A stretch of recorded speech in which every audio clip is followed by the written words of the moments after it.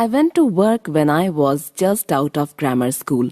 I got a job as quotation board boy in a stock brokerage office. I was quick at figures. At school, I did 3 years of arithmetic in one. I was particularly good at mental arithmetic. As quotation board boy, I posted the numbers on the big board in the customer's room. One of the customers usually sat by the ticker and called out the prices. They couldn't come too fast for me. I have always remembered figures, no trouble at all. There were plenty of other employees in that office. Of course, I made friends with the other fellows, but the work I did, if the market was active, kept me too busy for 10 a.m. to 3 p.m. to let me do much talking. I don't care for it, anyhow, during business hours. But a busy market did not keep me from thinking about the work. Those quotations did not represent prices of stocks to me. So many dollars per share. They were numbers. Of course, they meant something. They were always changing. It was all I had to be interested in the changes. Why did they change? I didn't know. I didn't care. I didn't think about that. I simply saw that they changed. That was all I had to think about 5 hours every day, and 2 on Saturdays, that they were always changing. That is how I first came to be interested in the behavior of prices. I had a very good memory for figures. I could remember in detail how the prices had acted on the previous day, just before they went up or down. My fondness for mental arithmetic came in very handy.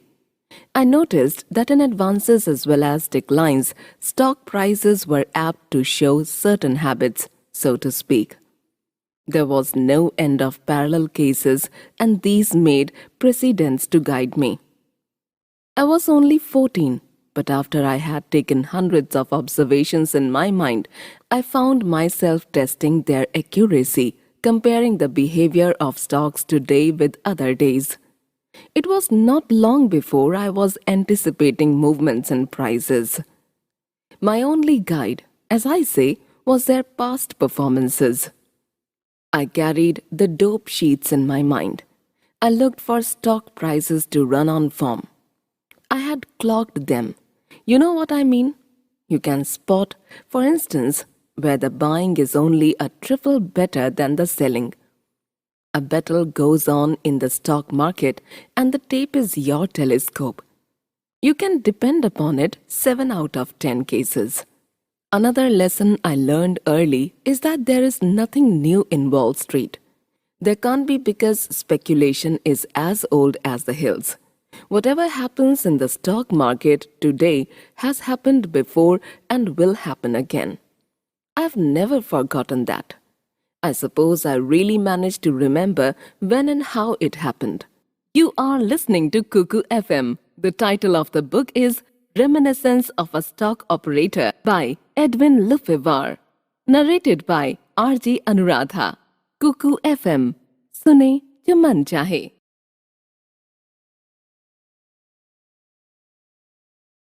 The fact that I remember that way is my way of capitalizing experience. I got so interested in my game and so anxious to anticipate advances and declines in all the active stocks that I got a little book. I put down my observations in it. It was not a record of imaginary transactions, such as so many people keep merely to make or lose millions of dollars without getting the swelled head or going to the poorhouse. It was rather a sort of record of my hits and misses, and next to the determination of probable movements, I was most interested in verifying whether I had observed accurately, in other words, whether I was right. Say that after studying every fluctuation of the day in an active stock, I would conclude that it was behaving as it always did before it break 8 or 10 points.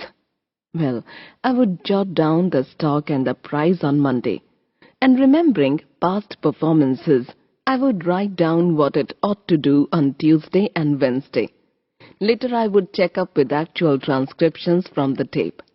That is how I first came to take an interest in the message of the tape. The fluctuations were from the first associated in my mind with upward or downward movements. Of course, there is always a reason for fluctuations, but the tape does not concern itself with the why and wherefore. It doesn't go into explanations. I didn't ask the tape why when I was 14, and I don't ask it today at 40. The reason for what a certain stock does today may not be known for 2 or 3 days or weeks or months. But what the dickens does that matter? Your business with the tape is now, not tomorrow.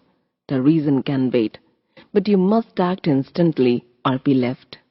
Time and again I see this happen. You'll remember that hollow tube went down 3 points the other day while the rest of the market rallied sharply.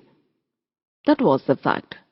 On the following Monday, you saw that the directors passed the dividend. That was the reason. They knew what they were going to do, and even if they didn't sell the stock themselves, they at least didn't buy it. There was no inside buying, no reason why it should not break. Well, I kept up my little memorandum book perhaps 6 months. Instead of leaving for home the moment I was through with my work, I'd jot down the figures I wanted and would study the changes, always looking for the repetitions and parallelisms of behavior, learning to read the tape, although I was not aware of it at the time.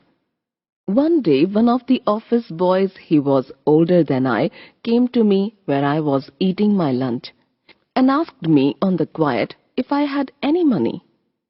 "Why do you want to know?" I said. "Well," he said, "I've got a dandy tip on Burlington. I'm going to play it if I can get somebody to go in with me." "How do you mean play it?" I asked. To me, the only people who played or could play tips were the customers' old jiggers with oodles of dough. Why, it cost hundreds, even thousands of dollars to get into the game. It was little owing your private carriage and having a coachman who wore a silk hat. "That's what I mean, play it," he said. "How much you got? How much you need?" "Well, I can trade in 5 shares by putting up $5. "How are you going to play it?" "I'm going to buy all the Burlington the bucket shop will let me carry with the money I give him for margin," he said. "It's going up sure. It's little picking up money. We'll double ours in a jiffy." "Hold on," I said to him, and pulled out my little dope book. I wasn't interested in doubling my money, but in his saying that Burlington was going up. If it was, my notebook ought to show it. I looked. Sure enough, Burlington, according to my figuring, was acting as it usually did before it went up. I had never bought or sold anything in my life, and I never gambled with the other boys. But all I could see was that this was a grand chance to test the accuracy of my work, of my hobby. It struck me at once that if my dope didn't work in practice, there was nothing in the theory of it to interest anybody. So I gave him all I had, and with our pooled resources, he went to one of the nearby bucket shops and bought some Burlington. 2 days later, we cashed in. I made a profit of $3.12. After that first trade, I got to speculating on my own hook in the bucket shops. I'd go during my lunch hour and buy or sell it never made any difference to me. I was playing a system and not a favorite stock or backing opinions. All I knew was the arithmetic of it. As a matter of fact, mine was the ideal way to operate in a bucket shop, where all that a trader does is to bet on fluctuations as they are printed by the ticker on the tape. It was not long before I was taking much more money out of the bucket shops than I was pulling down from my job in the brokerage office. So I gave up my position. My folks objected, but they couldn't say much when they saw what I was making. I was only a kid, and office boy wages were not very high. I did mighty well on my own hook. I was 15 when I had my first 1,000 and laid the cash in front of my mother, all made in the bucket shops in a few months, besides what I had taken home. My mother carried on something awful. She wanted me to put it away in the savings bank, out of reach of temptation. She said it was more money than she ever heard any boy of 15 had made, starting with nothing. She didn't quite believe it was real money. She used to worry and fret about it. But I didn't think of anything except that I could keep on proving my figuring was right. That's all the fun there is being right by using your head. If I was right when I tested my convictions with 10 shares, I would be 10 times more right if I traded in 100 shares. That is all that having more margin meant to me. I was right more emphatically. More courage? No, no difference. If all I have is $10 and I risk it, I am much braver than when I risk $1 million if I have another million salted away. Anyhow, at 15, I was making a good living out of the stock market. I began in the smaller bucket shops, where the man who traded in 20 shares at a clip was suspected of being John W. Gates in disguise or J.P. Morgan traveling incognito. Bucket shops in those days seldom lay down on their customers. They didn't have to. There were other ways of parting customers from their money, even when they guessed right. The business was tremendously profitable. When it was conducted legitimately, I mean straight, as far as the bucket shop went, the fluctuations took care of the shoestrings. It doesn't take much of a reaction to wipe out a margin of only 3/4 of a point. Also, no Welshire could ever get back in the game. Wouldn't have any trade. I didn't have a following. I kept my business to myself. It was a one-man business anyhow. It was my head, wasn't it? Prices either were going the way I doped them out, without any help from friends or partners, or they were going the other way, and nobody could stop them out of kindness to me. I couldn't see where I needed to tell my business to anybody else. I've got friends, of course, but my business has always been the same, a one-man affair. That is why I have always played a lone hand. As it was, it didn't take long for the bucket shops to get sore on me for beating them. I'd walk in and plank down my margin, but they'd look at it without making a move to grab it. They'd tell me there was nothing doing. That was the time they got to calling me the boy plunger. I had to be changing brokers all the time, going from one bucket shop to another. It got so that I had to give a fictitious name. I'd begin light, only 15 or 20 shares. At times when they got suspicious, I'd lose on purpose at first, and then sting them proper. Of course, after a little while, they'd find me too expensive, and they'd tell me to take myself and my business elsewhere and not interfere with the owner's dividends. Once, when the big concern I'd been trading with for months shut down on me, I made up my mind to take a little more of their money away from them. That bucket shop had branches all over the city, in hotel lobbies and in nearby towns. I went to one of the hotel branches and asked the manager a few questions and finally got to trading. But as soon as I played an active stock, my special way, he began to get messages from the head office asking who it was that was operating. The manager told me what they asked him, and I told him my name was Edward Robinson of Cambridge. He telephoned the glad news to the big chief, but the other end wanted to know what I looked like. When the manager told me that, I said to him, "Tell him I am a short fat man with dark hair and a bushy beard."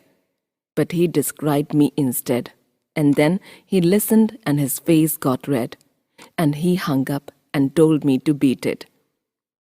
"What did they say to you?" I asked him politely. "They said, 'You blankety blank fool.'" Didn't we tell you to take no business from Larry Livingston? And you deliberately let him trim us out of $700. He didn't say what else they told him. I tried the other branches one after another, but they all got to know me, and my money wasn't any good in any of their offices. I couldn't even go in to look at the quotations without some of the clerks making cracks at me. I tried to get them to let me trade at long intervals by dividing my visits among them all, but that didn't work. Finally, there was only one left to me, and that was the biggest and richest of all, the Cosmopolitan Stock Brokerage Company. The Cosmopolitan was rated as A1 and did an enormous business. It had branches in every manufacturing town in New England. They took my trading all right, and I bought and sold stocks and made and lost money for months. But in the end, it happened with them as usual. They didn't refuse my business point blank, as the small concerns had.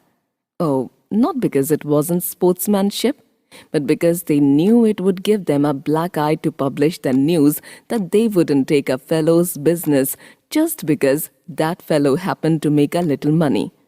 But they did the next worst thing. That is, they made me put up a 3-point margin and compelled me to pay a premium at first of a half point, then a point, and finally a point and a half. Some handicapped that. How? Easy. Suppose steel was selling at 90 and you bought it. Your ticket read normally bought 10 steel at 90 to 1 by 8. If you put up a point margin, it meant that if it broke 89 to 1 by 4, you were wiped out automatically. In a bucket shop, the customer is not importuned for more margin or put the painful necessity of telling his broker to sell for anything he can get. But when the Cosmopolitan tagged on that premium, they were hitting below the belt. It meant that if the price was 90 when I bought, instead of making my ticket bought steel at 90 to 1 by 8, it read bought steel at 91 to 1 by 8. Why that stock could advance a point and a quarter after I bought it, and I'd still be losing money if I closed the trade. And why also insisting that I put up a 3-point margin at the very start, they reduced my trading capacity by 2/3. Still, that was the only bucket shop that would take my business at all, and I had to accept their terms or quit trading. Of course, I had my ups and downs, but was a winner on balance. However, the Cosmopolitan people were not satisfied with the awful handicap they had tagged on me, which should have been enough to beat anybody. They tried to double-cross me. They didn't get me. I escaped because of one of my hunches. The Cosmopolitan, as I said, was my last resort. It was the richest bucket shop in New England, and as a rule, they put no limit on a trade. I think I was the heaviest individual trader they had, that is, of steady, everyday customers. They had a fine office and the largest and completest quotation board I have ever seen anywhere. It ran along the whole length of the big room, and every imaginable thing was quoted. I mean, stocks dealt in on the New York and Boston stock exchanges, cotton, wheat, provisions, metals, everything that was bought and sold in New York, Chicago, Boston, and Liverpool. You know how they traded in bucket shops? You gave your money to a clerk and told him what you wished to buy or sell. He looked at the tape or the quotation board and took the price from there, the last one, of course. He also put down the time on the ticket so that it almost read a regular broker's report, that is, that they had bought or sold for you so many shares of such a stock at such a price at such a time on such a day, and how much money they received from you. When you wished to close your trade, you went to the clerk the same or another. It depended on the shop, and you told him. He took the last price, or if the stock had not been active, he waited for the next quotation that came out on the tape. He wrote that price and the time on your ticket, okayed it, and gave it back to you. And then you went to the cashier and got whatever cash it called for. Of course, when the market went against you, and the price went beyond the limit set by your margin, your trade automatically closed itself and your ticket became one more scrap of paper. In the humbler bucket shops, where people were allowed to trade in as little as 5 shares, the tickets were little slips, different colors for buying and selling, and at times, as for instance, in boiling bull markets, the shops would be hard hit because all the customers were bulls and happened to be right. Then the bucket shop would deduct both buying and selling commissions, and if you bought a stock at 20, the ticket would read 20 to 1 by 4. You thus had only 3 by 4 of a points run for your money. But the Cosmopolitan was the finest in New England. It had thousands of patrons, and I really think that I was the only man they were afraid of. Neither the killing premium nor the 3-point margin they made me put up reduced my trading much. I kept on buying and selling as much as they'd let me. I sometimes had a line of 5,000 shares. Well, on the day the thing happened that I'm going to tell you, I was short 3,500 shares of sugar. I had 7 big pink tickets for 500 shares each. The Cosmopolitan used big slips with a blank space on them, where they could write down additional margin. Of course, the bucket shops never ask for more margin. The thinner the shoestring, the better for them, for their profit lies in your being wiped. In the smaller shops, if you wanted to margin your trade still further, they'd make out a new ticket, so they could charge you the buying commission and only give you a run of 3 by 4 of a point on each point's decline, for they figured the selling commission also exactly as if it were a new trade. Well, this day I remember I had up over $10,000 in margins. I was only 20 when I first accumulated $10,000 in cash. And you ought to have heard my mother. You'd have thought that $10,000 in cash was more than anybody carried around except old John D. And she used to tell me to be satisfied and go into some regular business. I had a hard time convincing her that I was not gambling but making money by figuring. But all she could see was that $10,000 was a lot of money, and all I could see was more margin. I had put out my 3,509 shares of sugar at 105 to 1 by 4. There was another fellow in the room, Henry Williams, who was short 2,500 shares. I used to sit by the ticker and call out the quotations for the board boy. The price behaved as I thought it would. It promptly went down a couple of points and paused a little to get its breath before taking another dip. The general market was pretty soft and everything looked promising. Then all of a sudden, I didn't like the way sugar was doing its hesitating. I began to feel uncomfortable. I thought I ought to get out of the market. Then it sold at 103, that was low for the day. But instead of feeling more confident, I felt more uncertain. I knew something was wrong somewhere, but I couldn't spot it exactly. But if something was coming and I didn't know where from, I couldn't be on my guard against it. That being the case, I'd better be out of the market. You know, I don't do things blindly. I don't like to. I never did. Even as a kid, I had to know why should I do certain things. But this time, I had no definite reason to give to myself. And yet, I was so uncomfortable that I couldn't stand it. I called to a fellow I knew, Dave Wyman, and said to him, "Dave, you take my place here. I want you to do something for me. Wait a little before you call out the next price of sugar, will you?" He said he would. And I got up and gave him my place by the ticker so he could call out the prices for the boy. I took my 7 sugar tickets out of my pocket and walked over to the counter, to where the clerk was who marked the tickets when you closed your trades. But I didn't really know why I should get out of the market, so I just stood there, leaning against the counter, my tickets in my hand so that the clerk couldn't see them. Pretty soon I heard the clicking of a telegraph instrument and I saw Tom Burnham, the clerk, turn his head quickly and listened. Then I felt that something crooked was hatching, and I decided not to wait any longer. Just then, Dave Wyman by the ticker began. "Shoo!" And quick as a flash, I slapped my tickets on the counter in front of the clerk and yelled, "Close, sugar," before Dave had finished calling the price. So, of course, the house had to close my sugar at the last quotation.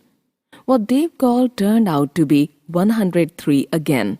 According to my dope, sugar should have broken 103 by now. The engine wasn't hitting right. I had the feeling that there was a trap in the neighborhood. At all events, the telegraph instrument was now going like mad, and I noticed that Tom Burnham the clerk had left my tickets unmarked where I laid them, and was listening to the clicking as if he were waiting for something. So I yelled at him, "Hey Tom, what in hell are you waiting for? Mark the price on these tickets 103. Get a gate on." Everybody in the room heard me and began to look toward us and ask what was the trouble. For, you see, while the Cosmopolitan had never laid down, there was no telling, and a run on a bucket shop can start like a run on a bank.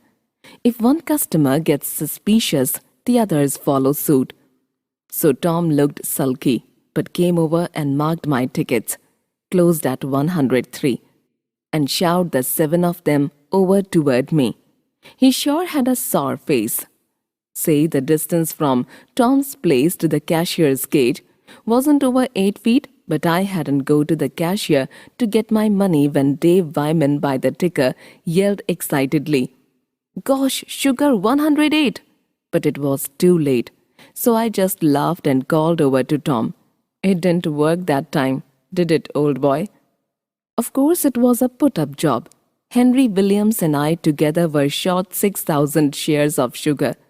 That bucket shop had my margin and Henry's, and there may have been a lot of other sugar shots in the office, possibly 8 or 10,000 shares in all. Suppose they had $20,000 in sugar margins. That was enough to pay the shop to thimble rig the market on the New York Stock Exchange and wipe us out. In the old days, whenever a bucket shop found itself loaded with too many bulls on a certain stock, it was a common practice to get some broker to wash down the price of that particular stock far enough to wipe out all the customers that were long of it. This seldom cost the bucket shop more than a couple of points on a few hundred shares, and they made thousands of dollars. That was that the Cosmopolitan did to get me and Henry Williams and the other sugar shots. The brokers in New York ran up the price to 108. Of course, it fell right back, but Henry and a lot of others were wiped out. Whenever there was an unexplained sharp drop which was followed by instant recovery, the newspapers in those days used to call it a bucket shop drive. And the funniest thing was that not later than 10 days after the Cosmopolitan people tried to double-cross me, a New York operator did them out of over $70,000. This man, who was quite a market factor in his day and a member of the New York Stock Exchange, made a great name for himself as a bear during the Bryan Panic of '96. He was forever running up against stock exchange rules that kept him from carrying out some of his plans at the expense of his fellow members. One day he figured that there would be no complaints from either the exchange or the police authorities if he took from the bucket shops of the land some of their ill-gotten gains. In the instance I speak of, he sent 35 men to act as customers. They went to the main office and to the bigger branches. On a certain day at a fixed hour, the agents all bought as much of a certain stock as the managers would let them. They had instructions to sneak out at a certain profit.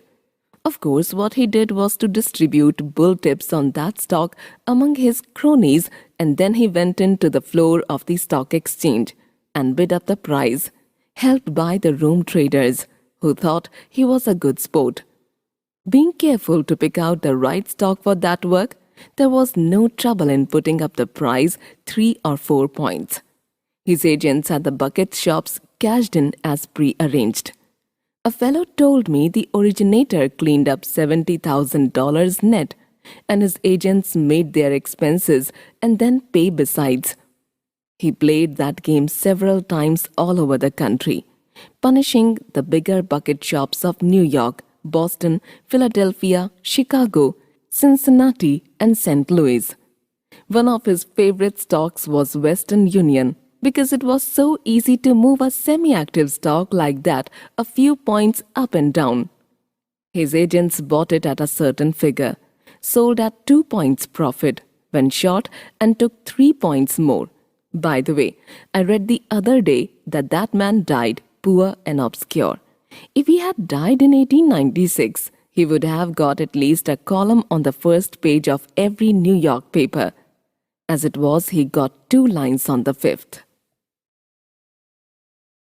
Between the discovery that the Cosmopolitan Stock Brokerage Company was ready to beat me by foal means if the killing handicap of a 3-point margin and a 1.5 premium didn't do it, and hence that they didn't want my business anyhow, I soon made up my mind to go to New York, where I could trade in the office of some member of the New York Stock Exchange. I didn't want any Boston branch, where the quotations had to be telegraphed. I wanted to be close to the original source. I came to New York at the age of 21, bringing with me all I had, $2,500. I told you I had $10,000 when I was 20, and my margin on that sugar deal was over $10,000. But I didn't always win. My plan of trading was second enough and won oftener than it lost. If I had stuck to it, I'd have been right perhaps as often as 7 out of 10 times. In fact, I always made money when I was sure I was right before I began. What beat me was not having brains enough to stick to my own game, that is, to play the market only when I was satisfied that precedents favored my play. There is a time for all things, but I didn't know it. And that is precisely what beats so many men in Wall Street who are very far from being in the main sucker class.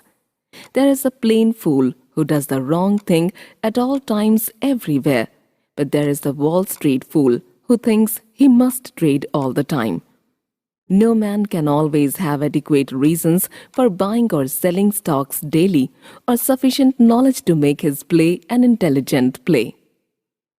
I proved it whatever I read the tape by the light of experience I made money. But when I made a plain fool play, I had to lose. No exception, was I? There was the huge quotation board staring me in the face, and the ticker going on, and people trading and watching their tickets turn into cash or into waste paper. Of course, I let the craving for excitement get the better of my judgment. In a bucket shop where your margin is a shoestring, you don't play for long pulls. You are wiped too easily and quickly. The desire for constant action, irrespective of underlying conditions, is responsible for many losses in Wall Street, even among the professionals who feel that they must take home some money every day, as though they were working for regular wages. I was only a kid, remember. I did not know then what I learned later, what made me 15 years later. Wait 2 long weeks and see a stock on which I was very bullish go up 30 points before I felt that it was safe to buy it. I was broke and was trying to get back, and I couldn't afford to play recklessly. I had to be right, and so I waited. That was in 1915. It's a long story. I'll tell it later in its proper place. Now let's go on from where, after years of practice at beating them, I let the bucket shops take away most of my winnings. And with my eyes wide open, to boot, and it wasn't the only period of my life when I did it either. A stock operator has to fight a lot of expensive enemies within himself. Anyhow, I came to New York with $2,500. There were no bucket shops here that a fellow could trust.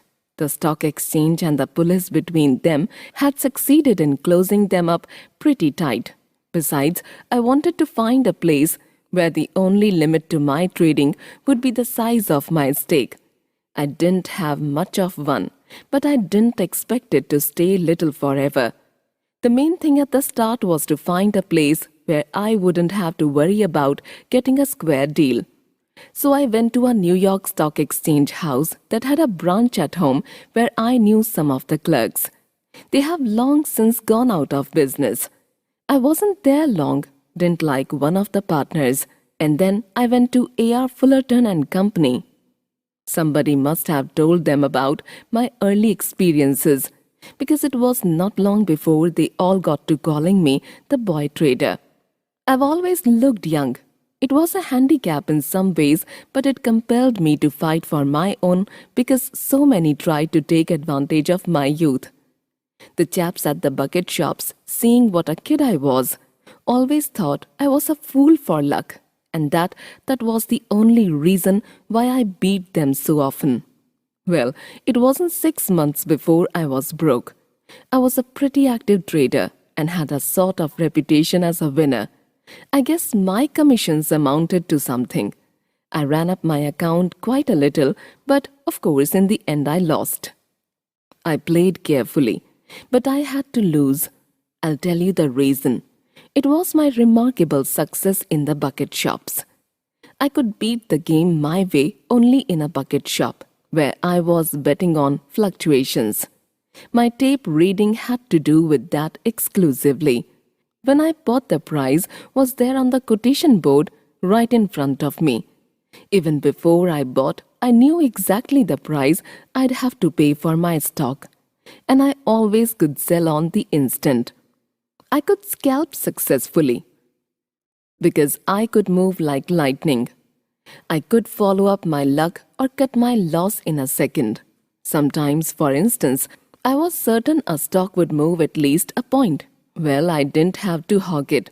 I could put up a point margin and double my money in a jiffy, or I'd take half a point. On 100 or 200 shares a day, that wouldn't be bad at the end of the month. What? The practical trouble with that arrangement, of course, was that even if the bucket shop had the resources to stand a big steady loss, they wouldn't do it.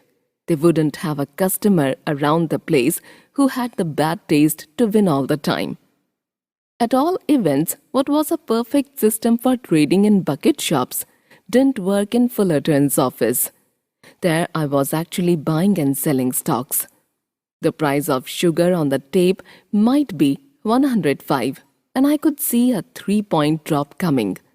As a matter of fact, at the very moment the ticker was printing 105 on the tape, the real price on the floor of the exchange might be 104 or 103. By the time my order to sell 1,000 shares got to Fullerton's floor man to execute, the price might be still lower. I couldn't tell at what price I had to put out my 1,000 shares until I got a report from the clerk. When I surely would have made 3,000 on the same transaction in a bucket shop, I might not make a cent in a stock exchange house.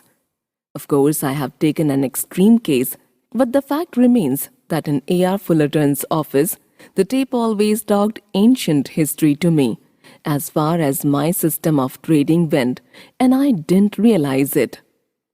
And then, too, if my order was fairly big, my own sale, and then, too, if my order was fairly big, my own sale would tend further to depress the price. In the bucket shop, I didn't have to figure on the effect of my own trading. I lost in New York because the game was altogether different. It was not that I now was playing it legitimately that made me lose, but that I was playing it ignorantly. I have been told that I'm a good reader of the tape, but reading the tape like an expert did not save me. I might have made out a great deal better if I had been on the floor myself, a room trader. In a particular crowd, perhaps I might have adapted my system to the conditions immediately before me. But of course, if I had got to operating on such a scale as I do now, for instance, the system would have equally failed me. on account of the effect of my own trading on prices. In short, I did not know the game of stock speculation. I knew a part of it, a rather important part, which has been very valuable to me at all times. But if with all I had, I still lost, what chance does the green outsider have of winning, or rather of cashing in? It didn't take me long to realize that there was something wrong with my play, but I couldn't spot the exact trouble. There were times when my system worked beautifully, and then all of a sudden, nothing but one swat after another. I was only 22, remember. Not that I was so stuck on myself that I didn't want to know just where I was at fault, but that at that age, nobody knows much of anything. The people in the office were very nice to me. I couldn't plunge as I wanted to because of their margin requirements, but old A.R. Fullerton and the rest of the firm were so kind to me that after 6 months of active trading, I not only lost all I had brought and all that I had made there, but I even owed the firm a few hundreds. There I was, a mere kid who had never before been away from home, flat broke. But I knew there wasn't anything wrong with me, only with my play. I don't know whether I make myself plain, but I never lose my temper over the stock market. I never argue with the tape. Getting sore at the market doesn't get you anywhere. I was so anxious to resume trading that I didn't lose a minute, but went to old man Fullerton and said to him, "Say, A.R. lend me $500. "What for?" says he. "I've got to have some money." "What for?" he says again. "For margin, of course," I said. $500, he said, and frowned. "You know they'd expect you to keep up a 10% margin, and that means $1,000 on 100 shares. Much better to give you a credit." "No," I said. "I don't want a credit here. I already owe the firm something. What I want is for you to lend me $500 so I can go out and get a roll and come back." "How are you going to do it?" asked old A.R. "I'll go and trade in a bucket shop," I told him. "Trade here?" he said. "No," I said. "I'm not sure yet I can beat the game in this office, but I'm sure I can take money out of the bucket shops. I know that game. I have a notion that I know just where I went wrong here." He let me have it, and I went out of that office where the boy terror of the bucket shops, as they called him, had lost his pile. I couldn't go back home because the shops there would not take my business. New York was out of the question. There weren't any doing business at that time. They tell me that in the Goes Broad Street and New Street were full of them. But there weren't any when I needed them in my business. So after some thinking, I decided to go to St. Louis. I had heard of 2 concerns there that did an enormous business all through the Middle West. Their profits must have been huge. They had branch offices in dozens of towns.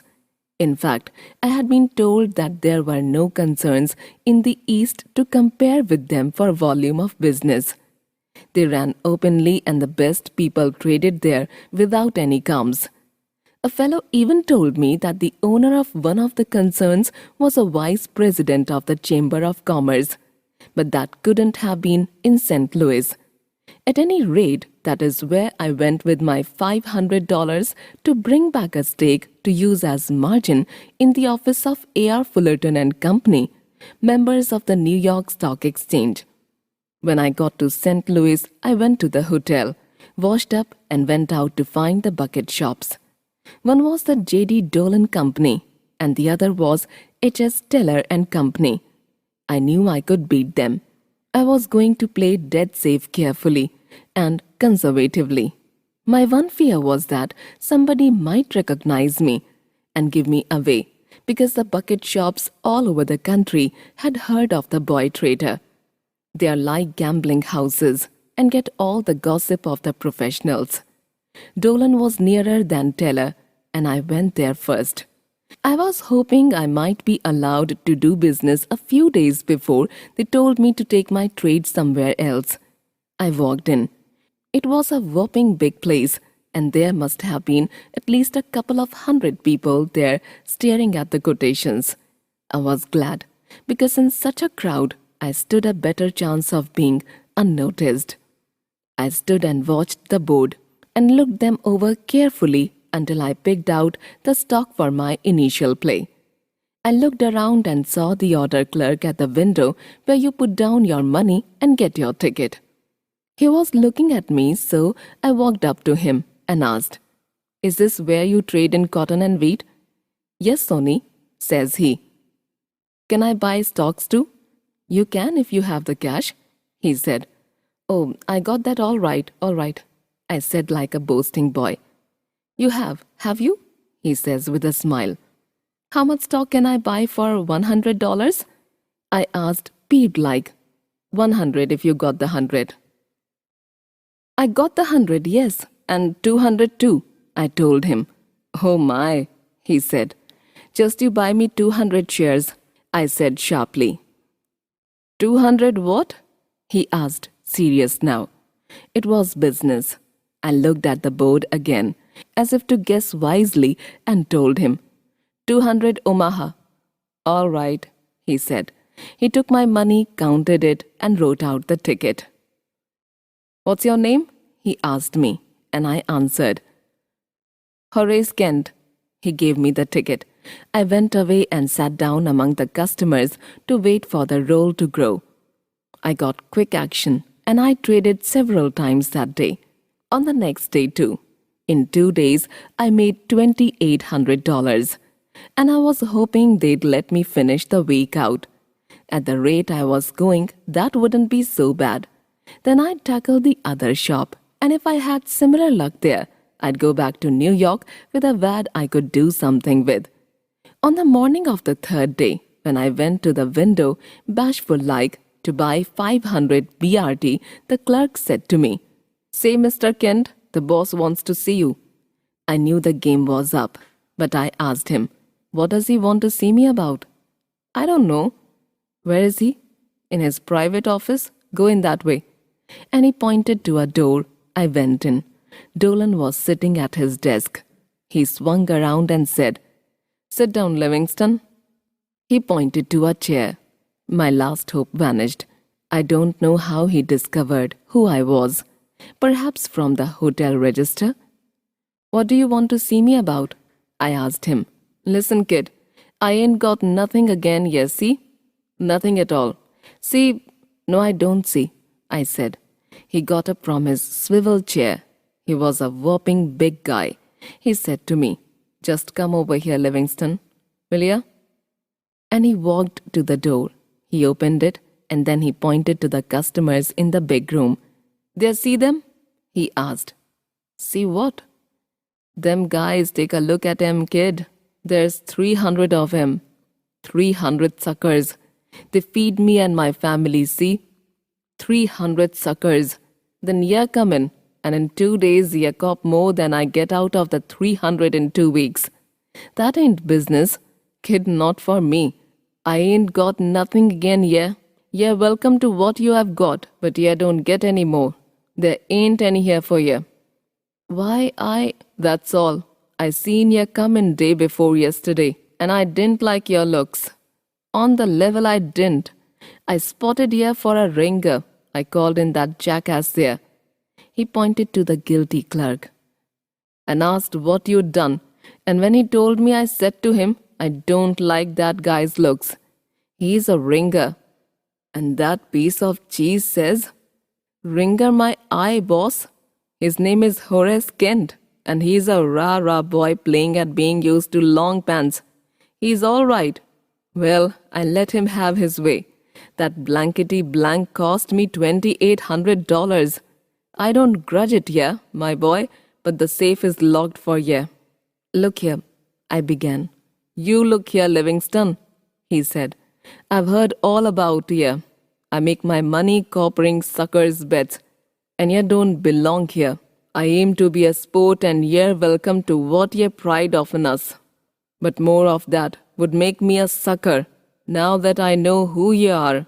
So toddle along, Sonny. I left Dolan's place with my $2,800 profit. Teller's place was in the same block. I had found out that Teller was a very rich man who also ran up a lot of pool rooms. I decided to go to his bucket shop. I wondered whether it would be wise to start moderately and work up to 1,000 shares, or to begin with a plunge, on the theory that I might not be able to trade more than one day. They get wise mighty quick when they are losing, and I didn't want to buy 1,000 BRT. I was sure I could take 4 or 5 points out of it. But if they got suspicious, or if too many customers were long of that stock, they might not let me trade at all. I thought perhaps I'd better scatter my trades at first and begin small. It wasn't as big a place as Dolan's, but the fixtures were nicer and evidently the crowd was of a better class. This suited me down to the ground, and I decided to buy my 1,000 BRT. So I stepped up to the proper window and said to the clerk, "I'd like to buy some BRT. What's the limit?" "There's no limit," said the clerk. "You can buy all you please if you have got the money." "Buy 1,500 shares," I says, and took my roll from my pocket while the clerk starts to write the ticket. Then I saw a red-headed man just shove that clerk away from the counter. He leaned across and said to me, "Say, Livingston, you go back to Dolan's. We don't want your business." "Wait until I get my ticket," I said. "I just bought a little BRT." "You get no ticket here," he said. By this time, other clerks had got behind him and were looking at me. "Don't ever come here to trade. We don't take your business. Understand?" There was no sense in getting mad or trying to argue, so I went back to the hotel, paid my bill, and took the first train back to New York. It was tough. I wanted to take back some real money, and that teller wouldn't let me make even one trade. I got back to New York, paid Fullerton his $500, and started trading again with the St. Louis money. I had good and bad spells, but I was doing better than breaking even.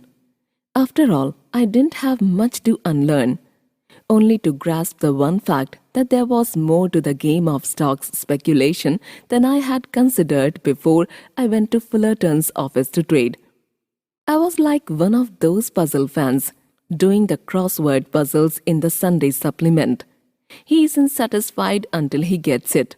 Well, I certainly wanted to find the solution to my puzzle. I thought I was done with trading in bucket shops, but I was mistaken.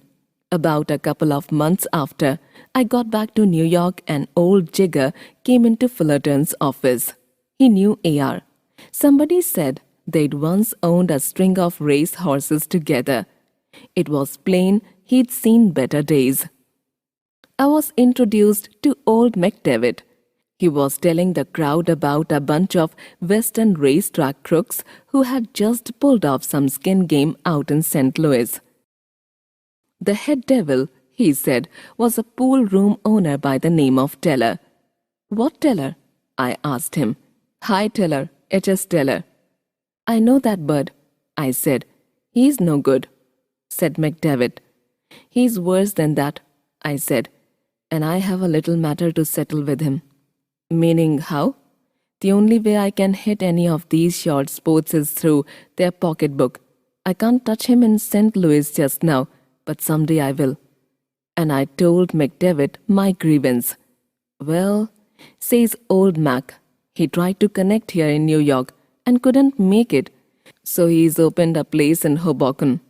The word's gone out that there is no limit to the play, and that the house roll has got the Rock of Gibraltar faded to the shadow of a bantam flea." "What sort of a place?" I thought he meant pool room. "Bucket shop," said McDevitt. "Are you sure it's open?" "Yes, I've seen several fellows who have told me about it." "That's only hearsay," I said. "Can you find out positively if it's running, and also how heavy they'll really let a man trade?" "Sure, Sonny," said McDevitt. "I'll go myself tomorrow morning and come back here and tell you." He did. It seems Teller was already doing a big business and would take all he could get. This was on a Friday.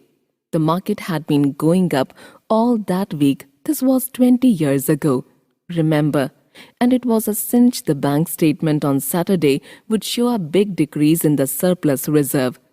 That would give the conventional excuse to the big room traders to jump on the market and try to shake out some of the weak commission house accounts. There would be the usual reactions in the last half hour of the trading, particularly in stocks in which the public had been the most active. Those, of course, also would be the very stocks that Teller's customers would be most heavily long of, and the shop might be glad to see some short selling in them. There is nothing so nice as catching the suckers both ways, and nothing so easy with 1-point margins. That Saturday morning, I chased over to Hoboken to the Teller place. They had fitted up a big customer's room with a dandy quotation board and a full force of clerks and a special policeman in grey. There were about 25 customers. I got talking to the manager. He asked me what he could do for me, and I told him nothing, that a fellow could make much more money at the track on account of the odds and the freedom to bet your whole roll and stand to win thousands in minutes instead of piking for chicken feed in stocks and having to wait days, perhaps. He began to tell me how much safer the stock market game was and how much some of their customers made. You'd have sworn it was a regular broker who actually bought and sold your stocks on the exchange, and how if a man only traded heavy, he could make enough to satisfy anybody. He must have thought I was headed for some pool room, and he wanted a whack at my roll before the ponies nibbled it away, for he said I ought to hurry up as the market closed at 12 o'clock on Saturdays. That would leave me free to devote the entire afternoon to other pursuits. I might have a bigger roll to carry to the track with toe if I picked the right stocks. I looked as if I didn't believe him, and he kept on buzzing me. I was watching the clock. At an 1:15, I said, "All right," and I began to give him selling orders in various stocks. I put up $2,000 in cash, and he was very glad to it. He told me he thought I'd make a lot of money and hoped I'd come in often. It happened just as I figured. The traders hammered the stocks in which they figured they would uncover the most stops. And sure enough, prices slid off. I closed out my trades just before the rally of the last 5 minutes on the usual traders covering. There was $5,100 coming to me. I went to cash in. "I'm glad I dropped in," I said to the manager, and gave him my tickets. "Say," he says to me, "I can't give you all of it. I wasn't looking for such a run. I'll have it here for you Monday morning. Sure as blazes?" "All right, but first I'll take all you have in the house," I said. "You've got to let me pay off the little fellows," he said. "I'll give you back what you put up, and anything that's left, wait till I cash the other tickets." So I waited while he paid off the other winners. Oh, I knew my money was safe. Teller wouldn't welch with the office doing such a good business. And if he did, what else could I do better than to take all he had then and there? I got my own $2,000 and about $800 besides, which was all he had in the office. I told him I'd be there Monday morning. He swore the money would be waiting for me. I got to Hoboken a little before 12 on Monday. I saw a fellow talking to the manager that I had seen in the St. Louis office the day Teller told me to go back to Dolan.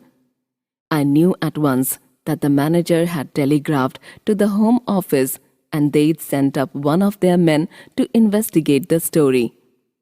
Crooks don't trust anybody. "I came for the balance of my money," I said to the manager. "Is this the man?" asked the St. Louis chap. "Yes," said the manager, and took a bunch of yellow backs from his pocket. "Hold on," said the St. Louis fellow to him, and then turns to me. "Say, Livingston, Didn't we tell you we didn't want your business? Give me my money first, I said to the manager, and he forked over 2,000s, 500s, and 300s. What did you say? I said to St. Louis. We told you we didn't want you to trade in our place. Yes, I said. That's why I came. Well, don't come anymore. Keep away. He snarled at me. The private policeman in grey came over, casual-like. St. Louis shook his fist at the manager and yelled, You ought to have known better, you poor boob, than to let this guy get into you. He's Livingston. You had your orders. Listen, you, I said to the St. Louis man. This isn't St. Louis. You can't pull off any trick here, like your boss did with Belfast boy. You keep away from this office. You can't trade here. He yells. If I can't trade here, nobody else is going to. I told him. You can't get away with that sort of stuff here. Well, St. Louis changed his tune at once.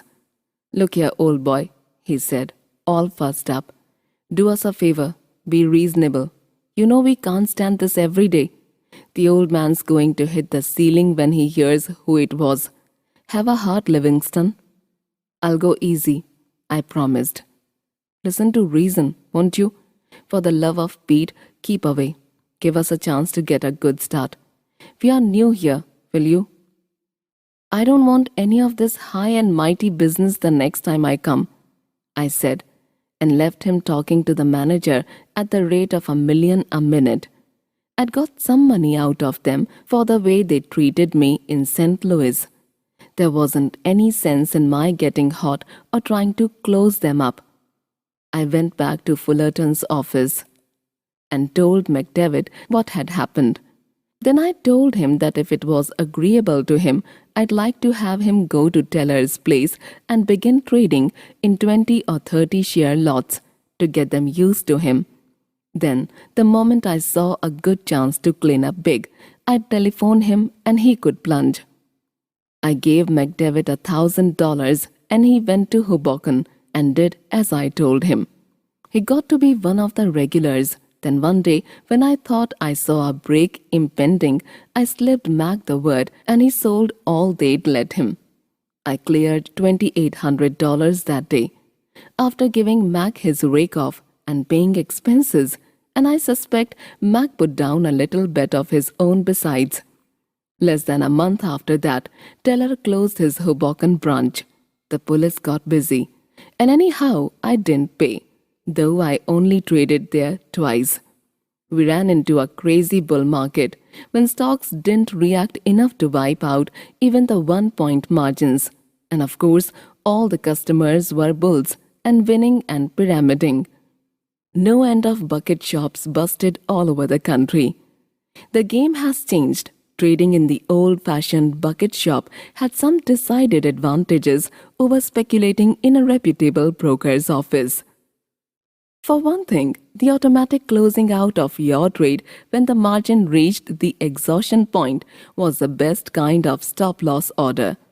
You couldn't get stung for more than you had put up, and there was no danger of rotten execution of orders, and so on. In New York, the shops never were as liberal with their patrons as I've heard they were in the West. Here they used to limit the possible profit on certain stocks of the football order to 2 points. Sugar and Tennessee coal and iron were among these. No matter if they moved 10 points in 10 minutes, you could only make 2 on one ticket. They figured that otherwise the customer was getting too big odds. He stood to lose $1 and to make 10. And then there were times when all the shops, including the biggest, refused to take orders on certain stocks. In 1900, on the day before Election Day, when it was a foregone conclusion that McKinley would win, not a shop in the land let its customers buy stocks. The election odds were 3-1 on McKinley. But buying stocks on Monday, you stood to make from 3 to 6 points or more. A man could bet on Bryan and buy stocks and make sure money. The bucket shops refused orders that day.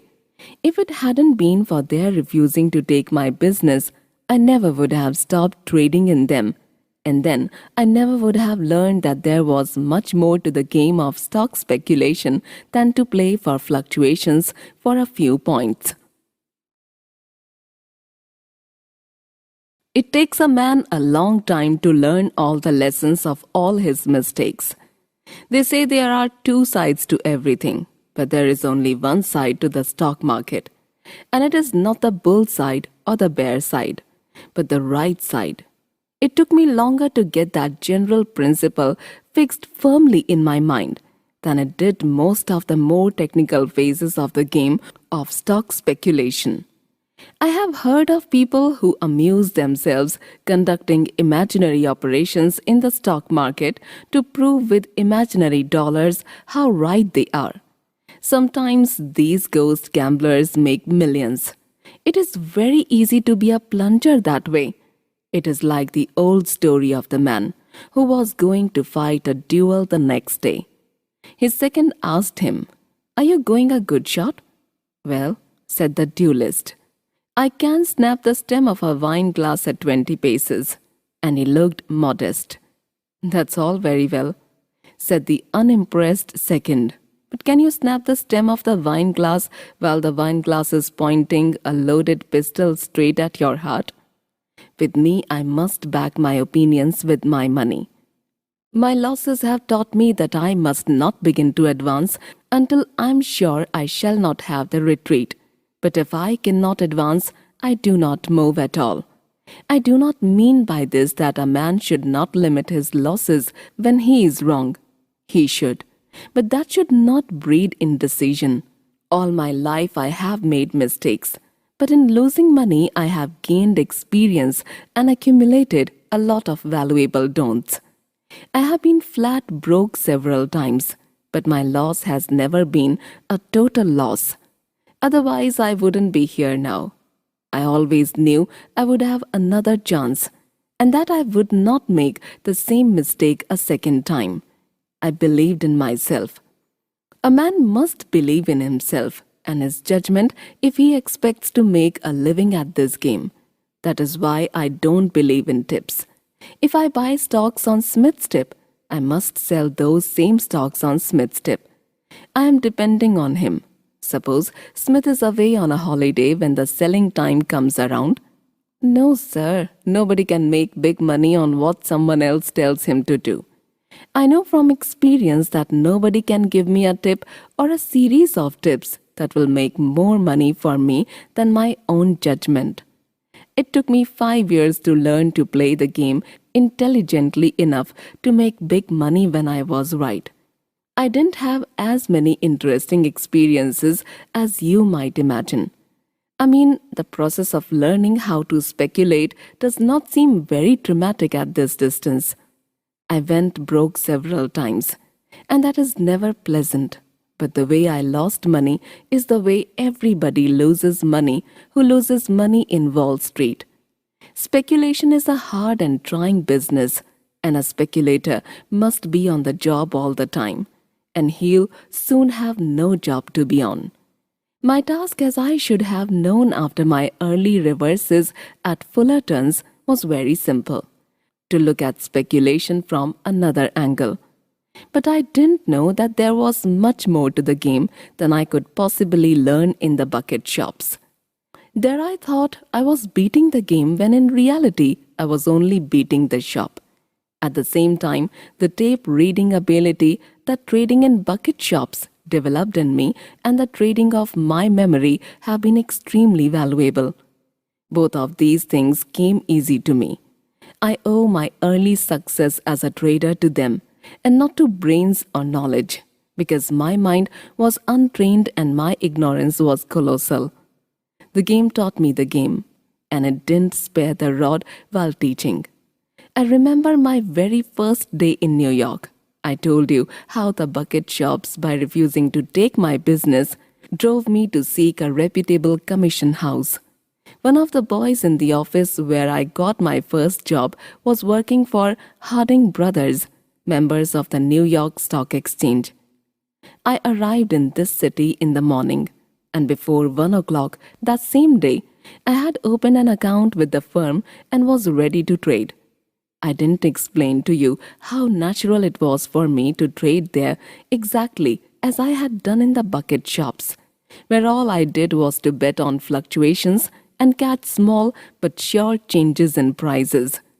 Nobody offered to point out the essential differences or set me right.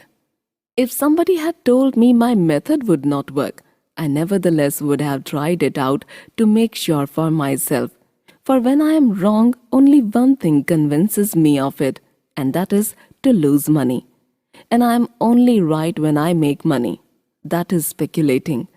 They were having some pretty lively times those days, and the market was very active. That always cheers up a fellow. I felt at home right away. There was the old familiar quotation board in front of me, talking a language that I had learned before I was 15 years old. There was a boy doing exactly the same thing I used to do in the first office I ever worked in. There were the customers, same old bunch looking at the board and standing by the ticket calling out the prices and talking about the market. The machinery was to all appearances the same machinery that I was used to. The atmosphere was the atmosphere I had breathed since I had made my first stock market money, $3.12 in Burlington. The same kind of ticker and the same kind of traders, therefore the same kind of game. And remember, I was only 22. I suppose I thought I knew the game from A to Z. Why shouldn't I? I watched the board and saw something that looked good to me. It was behaving right. I bought 100 to 84. I got out at 85 in less than a half hour. Then I saw something else I liked, and I did the same thing, took 3/4 of a point net within a very short time. I began well, didn't I? Now mark this. On that my first day as a customer of a reputable stock exchange house, and only 2 hours of it at that, I traded in 1,100 shares of stock, jumping in and out. And the net result of the day's operations was that I lost exactly $1,100. That is to say, on my first attempt, nearly 1/2 of my stake went up to flew. And remember, some of the trades showed me a profit, but I quite $1,100 minus for the day. It didn't worry me because I couldn't see where there was anything wrong with me. My moves also were right enough, and if I had been trading in the old Cosmopolitan shop, I'd have broken better than even. That the machine wasn't as it ought to be, my 1,100 vanished dollars plainly told me. But as long as the machinist was all right, there was no need to stew. Ignorance at 22 isn't a structural defect. After a few days, I said to myself, I can't trade this way here. The ticker doesn't help as it should. But I let it go at that without getting down to bedrock. I kept it up, having good days and bad days, until I was cleaned out. I went to old Fullerton and got him to stake me to $500. And I came back from St. Louis, as I told you, with money I took out of the bucket shops. They're a game I could always beat. I played more carefully and did better for a while. As soon as I was in easy circumstances, I began to live pretty well. I made friends and had a good time. I was not quite 23. Remember, all alone in New York with easy money in my pockets and the belief in my heart that I was beginning to understand the new machine. I was making allowances for the actual execution of my orders on the floor of the exchange and moving more cautiously. But I was still sticking to the tape, that is, I was still ignoring general principles, and as long as I did that, I could not spot the exact trouble with my game. We ran into the big boom of 1901, and I made a great deal of money, that is, for a boy. You remember those times? The prosperity of the country was unprecedented. We not only ran into an era of industrial consolidations and combinations of capital that beat anything we had up to that time, but the public went stock mad. In previous flush times, I have heard Wall Street used to brag of 250,000 share days, when securities of a par value of $25 million changed hands. But in 1901, we had a 3 million share day. Everybody was making money. The steel crowd came to town, a horde of millionaires with no more regard of money than drunken sailors. The only game that satisfied them was the stock market. We had some of the biggest high rollers the street ever saw. John W. Gates of Bet You a Million fame and his friends like John A. Drake, Loyal Smith, and the rest, the Reed Leeds Moore crowd, who sold part of their steel holdings